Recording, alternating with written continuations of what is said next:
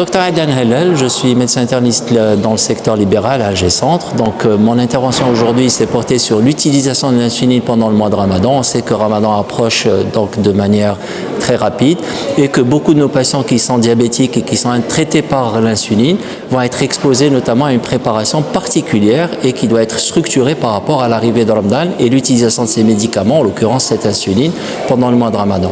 Donc, le principal message que l'on doit donner, c'est que nos patients doivent se référer à leur médecin traitant parce que les patients qui sont traités à l'insuline sont à risque élevé, notamment de complications pendant le mois de Ramadan.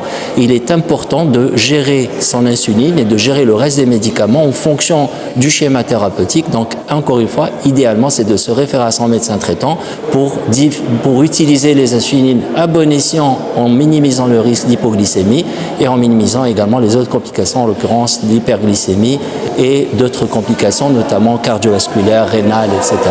Donc, le meilleur message que l'on puisse donner, c'est si le patient diabétique veut jeûner pendant le Ramadan en optimisant ou en réduisant au maximum le risque, c'est de se référer à son médecin parce que chaque patient est un patient et chaque schéma thérapeutique doit bénéficier des mesures adaptées en fonction du profil du patient et du traitement. Voilà donc ce qu'on a à donner comme conseil pour le patient diabétique insuliné.